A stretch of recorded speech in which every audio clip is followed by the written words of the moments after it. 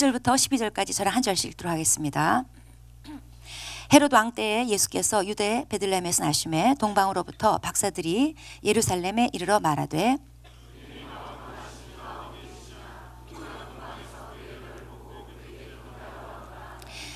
헤롯 왕과 온 예루살렘이 듣고 소동한지라.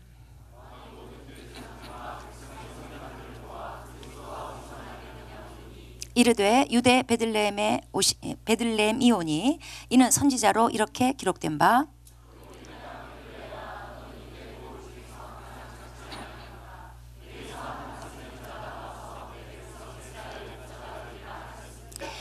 이에 헤롯이 가만히 박사들을 불러 별이 나타난 때를 자세히 묻고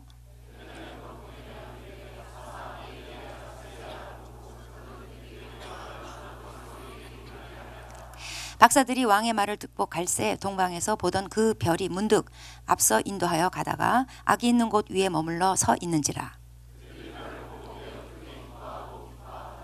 집에 들어가 아기와 그의 어머니 마리아가 함께 있는 것을 보고 엎드려 아기께 경배하고 보배합을 열어 황금과 유황과 몰약을 예물로 드리니라.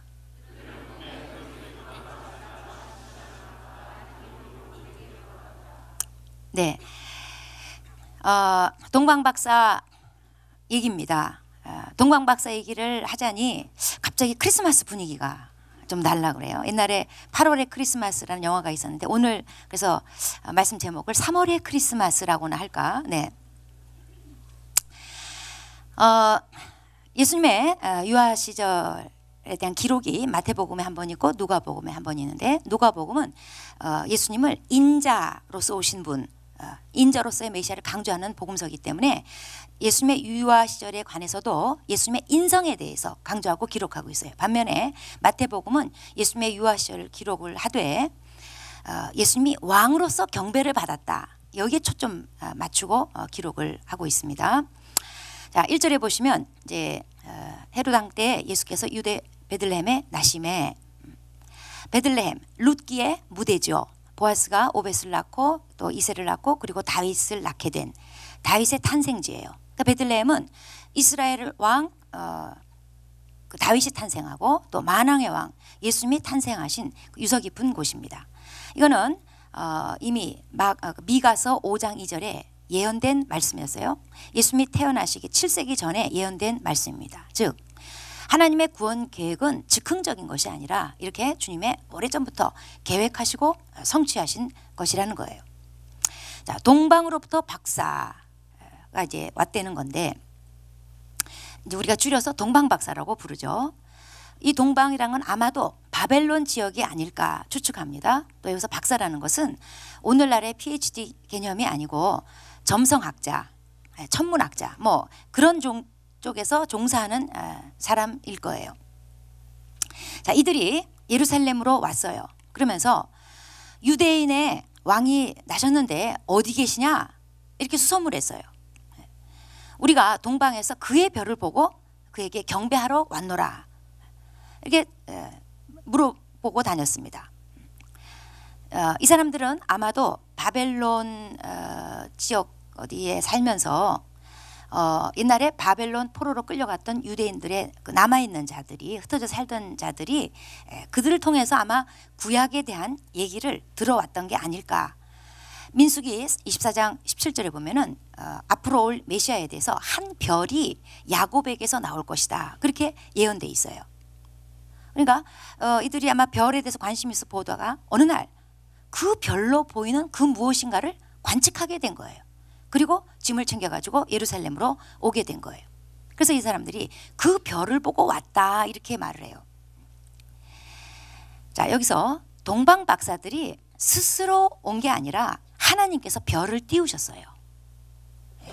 이건 무슨 얘기냐면은 예수님을 만나는 문제, 구원자를 발견하는 문제는 우리 스스로가 할 수 있는 문제가 아닙니다. 하나님이 우리 마음에 별을 띄워 주셔야 돼요. 예수가 믿어지게 해주셔야 돼요. 하나님이 하시는 일이라 이 말이에요. 자, 이들이 이제 예루살렘에 와서 수소문을 하는데 이 소문이 헤롯 왕 귀에 들어갔어요. 그리고 온 예루살렘 사람들이 듣고 이제 소동이 난리가 났어요. 이 헤롯 왕은 누구냐면 성경에 신약 성경에 헤롯 왕이 여러 명이 나오는데 그 첫 번째 왕이에요. 그래서 헤롯 대왕이라고 불러요. 나중에 나오는 헤롯 왕은 이 헤롯의 아들입니다. 이 헤롯 왕은 로마에서 유다 통치하라고 이렇게 세워놓은 분봉 왕이에요. 이 헤롯은 집안이 아주 복잡해요. 부인이 10명, 자식이 15명인데 이 헤롯은 권력에 대한 그 집착이 거의 뭐 편집증적인 광기를 가지고 있는 사람이었어요. 그래서 자기 부인 중에 유대인 부인 하나를 의심했어요. 그의 자식들까지 혹시 반란을 일으킬지 모르겠다 싶어가지고 죽여버려요. 그리고 나중에 또 그 부인이 막 그리우니까 또 막 기념비 세우고 하여튼 이상한 사람이에요. 이런 헤롯 왕한테 소문이 들리기를 유대인의 왕이 났다는 거예요. 이 사람은 왕이라는 단어에 굉장히 예민한 사람인데 왕이 났다는 소문을 딱 듣고 멀리서 누가 찾아왔다 이러니까 심하게 예민하게 된 거예요. 그리고 그 왕이 그냥 정치적 왕이 아니라 메시아라 할지라도 혹시라도 유대인들이 그 메시아 중심으로 똘똘 뭉쳐가지고 나중에 자기한테 반란 일으킬까 봐 굉장히 예민해진 거예요. 그래서 이제 헤롯이 가만히 있을 수 없다 그래가지고 유대 종교 지도자들을 소집을 해요. 그러면서 물어봅니다. 그 메시아 어디서 나는 거냐? 그러니까 이 종교 지도자들이 바로 답해줘요. 베들레헴입니다. 미가서 5장 2절 말씀을 말해줘요. 이 얘기를 듣고는 이제 헤롯이 그 박사들을 다시 살짝 불러가지고 별이 언제 나타났는지 그리고 이제 베들레헴 내가 알려줄 테니까 그리로 가서 그 아기를 찾거들랑 나한테 꼭 얘기를 해줘라. 나도 그에게 경배하려고 그런다. 물론 이게 거짓말이지만 이렇게 해서 이제 동방 박사들을 베들레헴으로 보내요.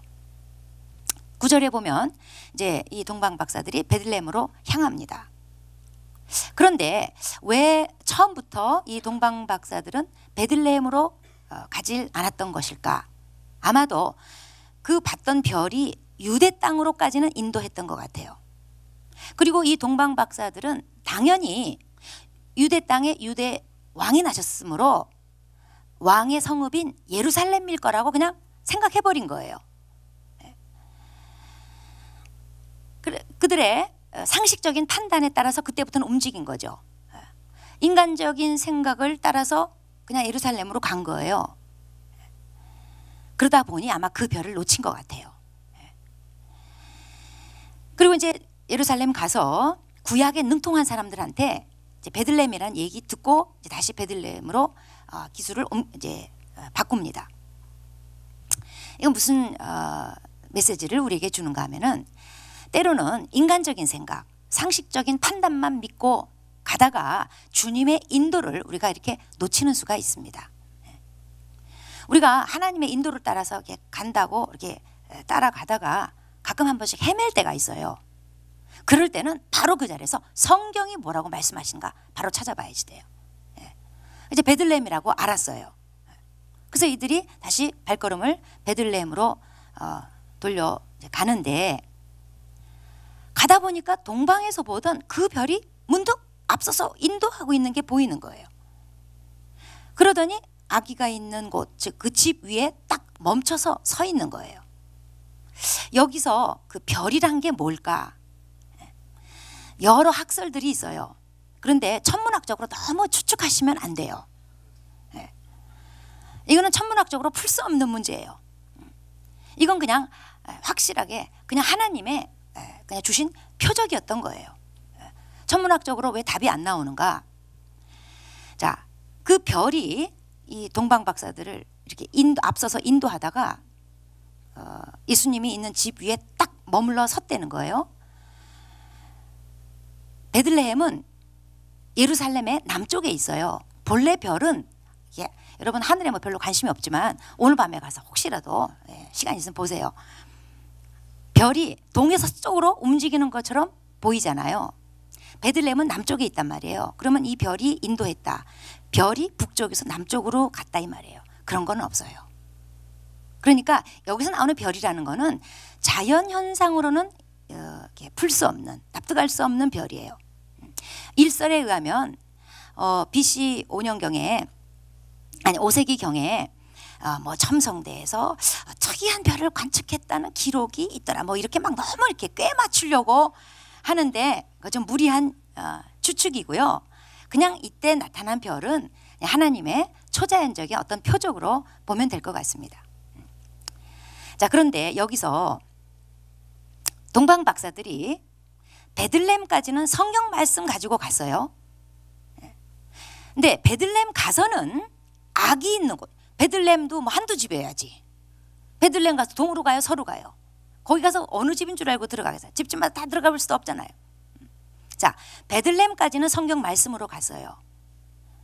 그런데 베들레헴 가서는 악이 있는 곳, 그거는 그 별이 머물러 서 있었기 때문에 알게 됐어요.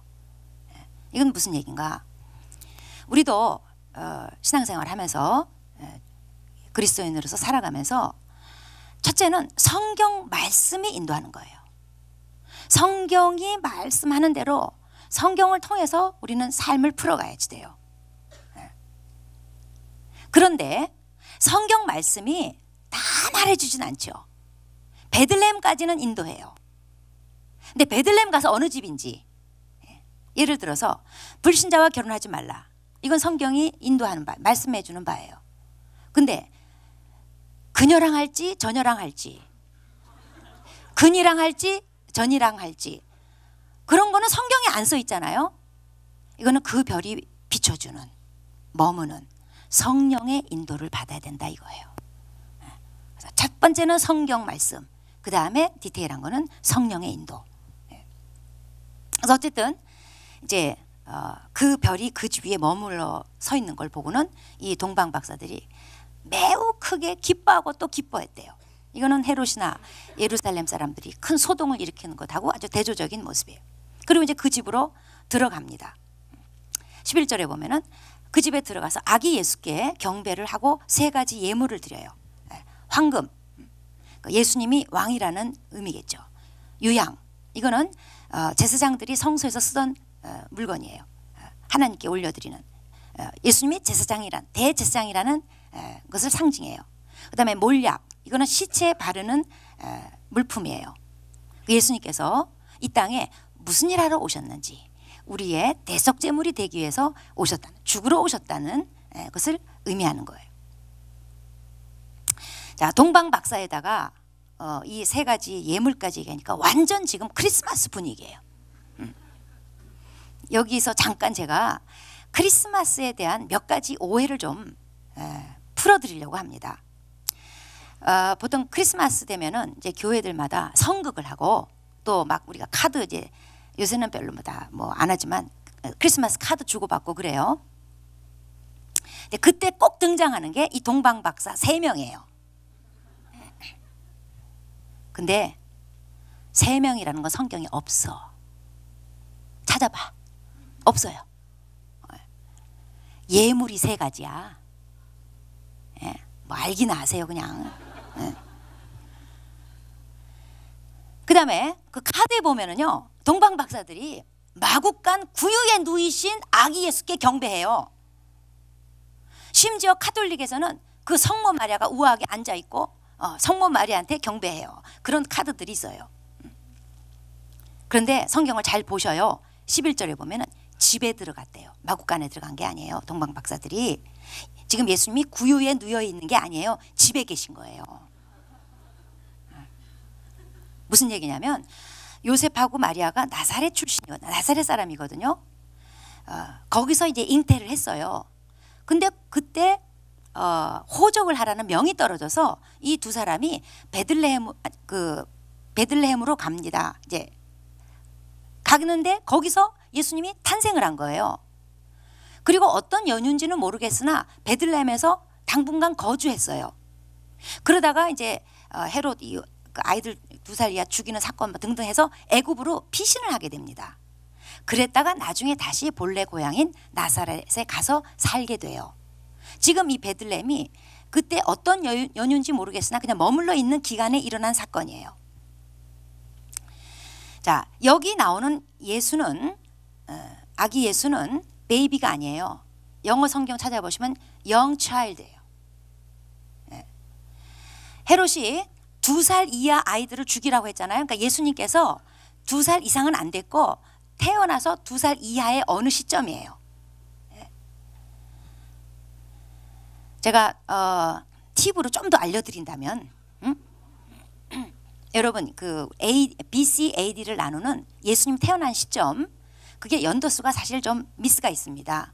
왜냐하면 이 헤롯 대왕이 언제 죽었냐면 BC 4년에 죽었어요. 예수님 태어나기 4년 전에 죽었어요. 그러니까 예수님은 그 전에 탄생하신 거예요. 그러니까 우리가 현재 쓰고 있는 서기력, 그건 좀 몇 년 차이가 있어요. 정확하게 말하면 BC 한 5, 6년, 5, 6세기가 차이가 있어요. 나중에 어느 수도사가 그만 계산이 띠란 수도사가 계산을 잘못해가지고 이게 발생한 오류라고 합니다. 그리고 크리스마스도 사실 12월 25일이 아니에요.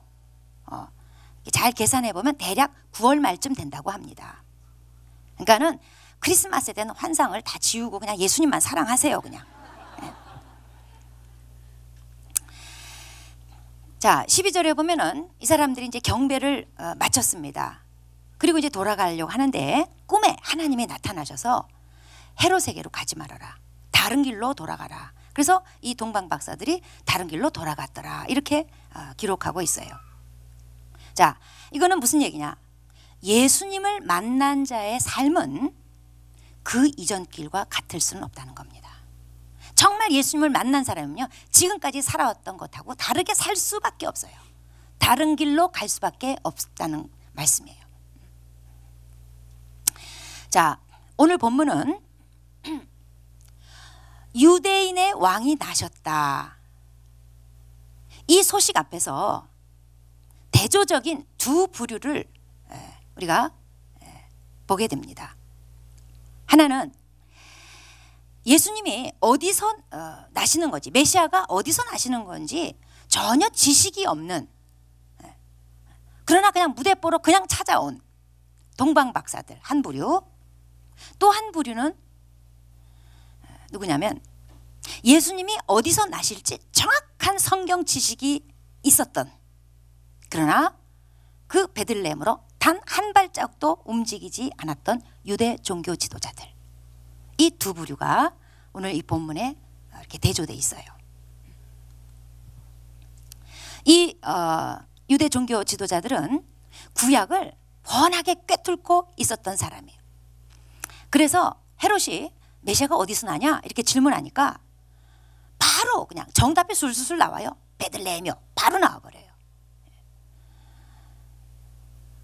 성경 답은 정확하게 술술술 그 입에서 나오지만 그 몸은 한 발짝도 움직이지 않았어요. 단 한 명도 동방 박사들을 따라간 사람이 없어요. 유대의 왕이 나셨다는, 메시아가 나셨다는 소문 때문에 잠시 예루살렘이 대소동이, 일대 소동이 일어났지만 그냥 그것뿐이었어요. 그러고 말았어요. 이건 뭘 의미하는가? 이 사람들의 성경 지식, 이 사람들의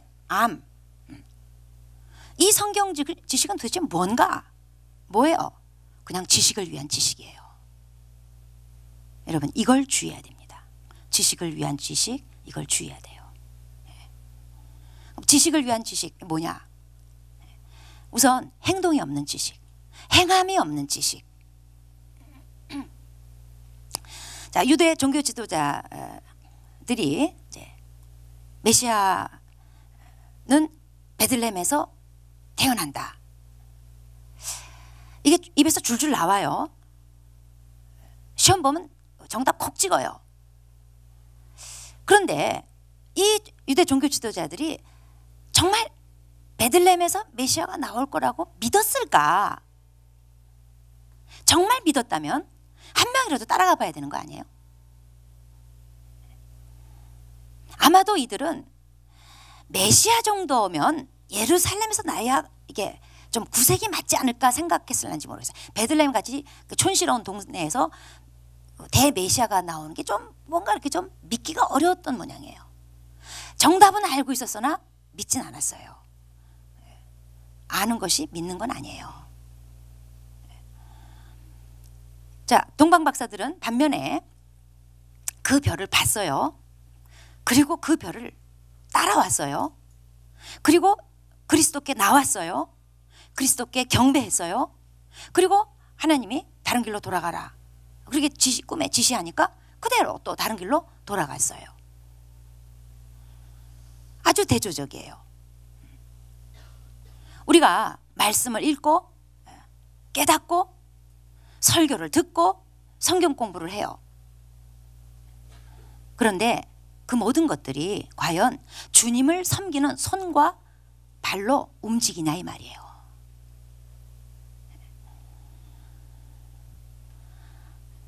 행동으로 옮기지 않는 지식은 그건 믿음이 아니에요. 정말 믿으면요, 자기가 알고 있는 거, 제가 깨달은 게 행동으로 옮겨집니다. 행동으로 옮겨지지 않는 지식, 깨달음, 이걸 가리켜서 야고보서 2장 17절에 그 자체가 죽은 것이라고 그랬어요. 죽은 믿음, 행함이 없는 믿음, 죽은 믿음. 우리가 이런 거를 주의해야지 돼요. 그렇지 않으면 예루살렘에 여전히 남아있는 유대 종교 지도자들 같이 돼버려요. 그 다음에 지식을 위한 지식, 두 번째, 열매가 없는 지식입니다. 제가 초신자 때 형제 3명, 자매 3명 이렇게 해서 성경 공부를 했어요. 너무 은혜로웠어요. 저는 초신자니까 아무것도 모르니까 그냥 또 거기에 아주 성경 정통한 형제들이 한 2-3명 있어가지고 너무 은혜로웠어요. 그래서 이제 열심히 모여서 은혜롭게 성경 공부를 이제 막 하는데, 어느 날 이런 논쟁이 시작이 됐어요. 예수님이 어렸을 때 자기가 메시아인 것을 알았을까 몰랐을까? 그걸 알고 태어났을까? 아니면 어느 시점에 성령께서 알게 해주심으로 알게 됐을까? 이게 논쟁이 됐어요. 그래서 성경을 잘 아는 두 형제가 있었는데 한치의 양보도 없어. 저는 그때 무식하였으므로 눈을 껌뻑껌뻑 뜨고 이쪽 한번 봤다가 저쪽 한번 봤다가 누가 기가 더 센가? 어느 말이 과연 옳을 것인가? 그리고 속으로 생각하기를, 이거 성경 공부 분위기 이거 뭐지? 이거 어떻게 되는 건가? 걱정이 됐어요. 근데 하여튼 팽팽히 맞서가지고 서로 절대 양보가 없어요. 그날 이후로 성경 공부의 불은 꺼지기 시작했어요. 그 불덩어리 같았던 성경 공부가 서서히 잿더미가 되어가고 있었어요. 흐지부지 됐어요. 그날 이후로 그 둘은 주일날 교회에 오면 서로 인사를 안 해요. 서로 눈을 피해서, 눈을 안 맞추고 될 수 있으면 안 만나려고 이렇게 등을 돌리고 다니는 것을 저는 보게 됐어요. 그들의 지식의 열매가 도대체 뭐예요? 불을 꺼트리는 데 사용됐어요. 그냥 양보하고 화목하게 계속 할 일이지. 그래서 저 같은 초신자한테 좀 도움을 줄 일이지. 그 지식 팽팽히 맞서다가 그냥 저는 그냥 괜히 고래 싸움에 새우 등 터진다고. 제 등 터져버렸어요 그냥. 예수님께서 지식으로 그들을 알리라 그러지 않았어요. 열매로 그들을 알리라 그랬어요. 주님은 우리를 지식으로 알아보지 않아요. 우리는 성경을 얼마나 많이 아느냐, 그보다도 이미 그 뿌려진 말씀의 씨가 지금 나한테 얼마나 열매를 맺고 있느냐, 이걸 주의해서 볼 줄 알아야지 돼요. 세 번째, 지식을 위한 지식. 우리가 주의해야 될 거는 예수님께로 인도되지 않는 지식을 주의해야지 됩니다. 메시아는 베들레헴에서 태어난다.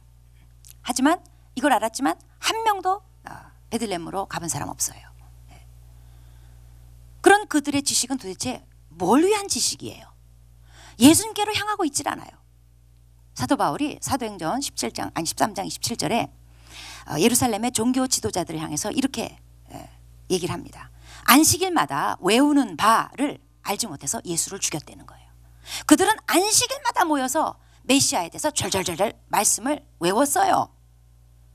근데 정작 메시아가 왔으나 죽였어요. 그들이 알고 있던 지식이 예수님께로 향한 게 아니라 예수님을 죽여버렸어요. 그들의 지식은 예수님께로 인도해 준 게 아니라 예수님을 죽이는 대로 인도해 버렸어요.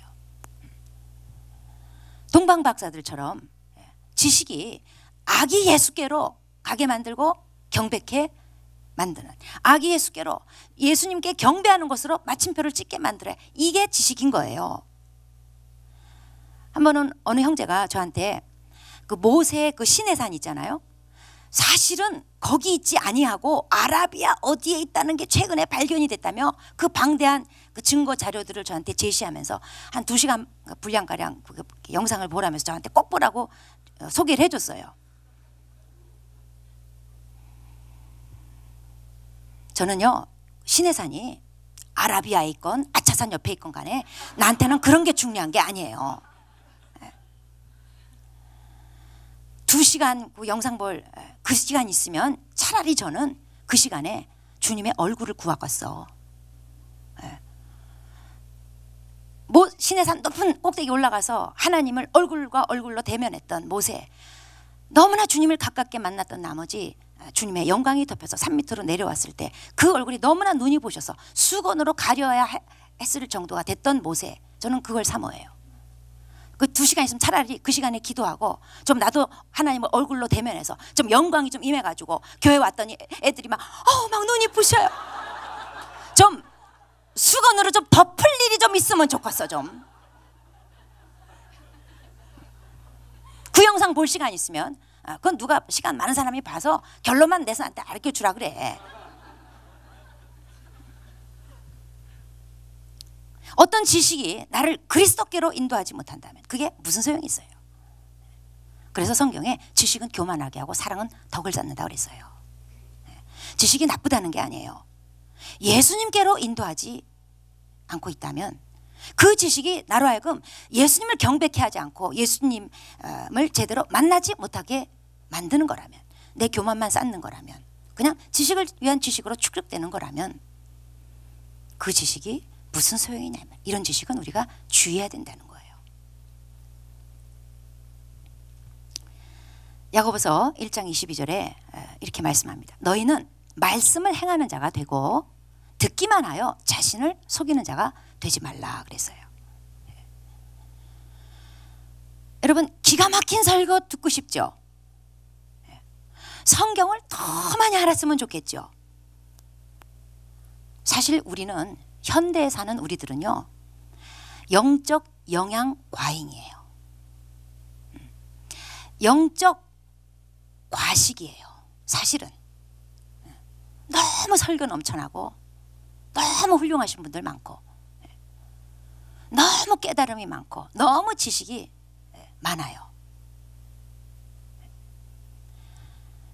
어떤 분이 이런 말을 하셨습니다. 제가 이제 경각심을 갖게 되는 말씀인데, 당신이 알고 있는 성경 지식이 나중에 그리스도의 심판대에서 당신을 심판할 것이다. 저는 여러분의 무식함을 축복하는 게 아니에요.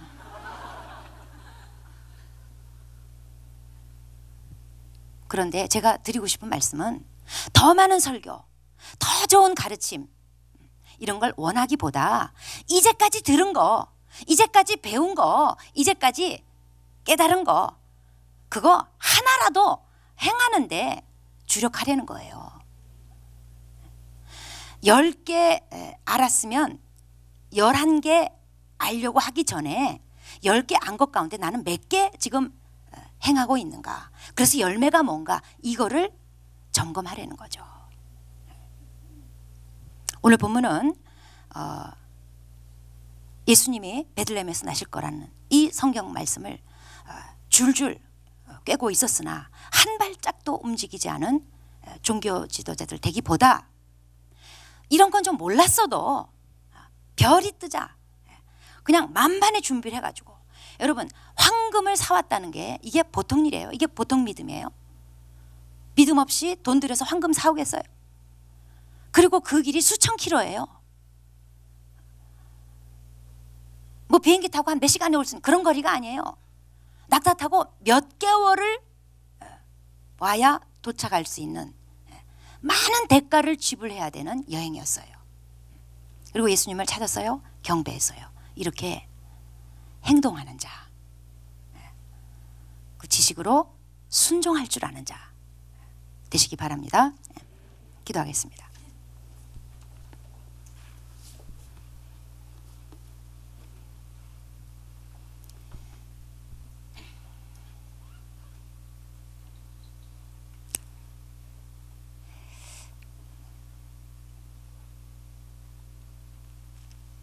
네, 많이 알기만 하고 행하지 않는 것을 성경은 스스로 속이는 것이라고 말씀합니다.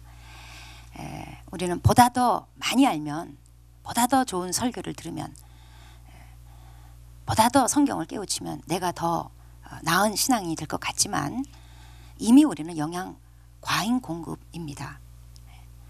내가 이미 알고 있는 말씀, 깨달은 거, 배운 거, 들은 거, 그거 실천하기도 사실 시간이 없어요. 그것만 실천해도 이미 우리는 그리스도를 엄청 닮은 사람이 되어 있었을 겁니다. 행함이 없는 지식은 지식이 아닙니다. 그리스도를 향하게 하고 그리스도께 경배케 하고 그리스도를 사랑하게 만드는 것이 아닌 지식은 그냥 우리에게 축적된 교만일 뿐입니다.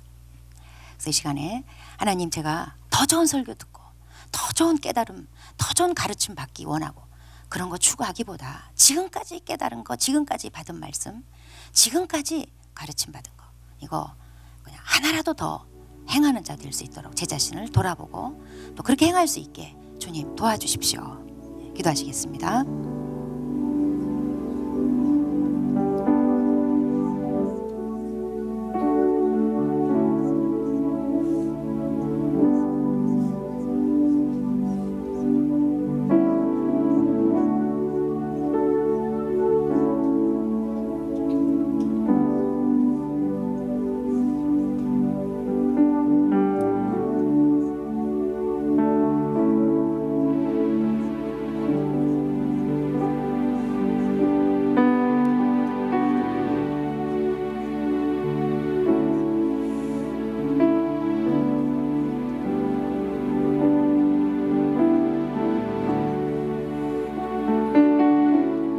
하나님 아버지, 예루살렘에 가만히 앉아서 성경 지식을 자랑하고 그것을 묵상하고 남아있기보다는 비록 예수님이 어디서 나실지는 몰랐을지라도 자기의 경비를 지불하고 시간을 지불하고 모험을 감행하는 그런 행함이 있는 믿음의 사람 되기를 바랍니다. 아버지, 더 좋은 설교, 더 많은 깨우침, 더 많은 깨달음, 더 많은 공부, 이런 것을 추구하기 이전에 지금까지 배운 거, 지금까지 들은 말씀, 지금까지 깨우친 거라도 나는 과연 얼마나 행하고 있는지, 얼마나 열매를 맺어왔는지 돌아보면서 받은 말씀, 깨달은 말씀, 그리고 배운 것들 열심히 행하는 자 될 수 있게 도와주시옵소서. 뿌려진 말씀의 씨앗들이 많은 열매 맺을 수 있도록 아버지, 저희들이 잘 가꾸고 또 열매 맺는 삶, 그래서 내가 그들을 열매로 알리라 하신 예수님 말씀 앞에 두렵고 떨리는 마음으로 살아가도록 도와주시옵소서. 예수님의 이름으로 기도합니다.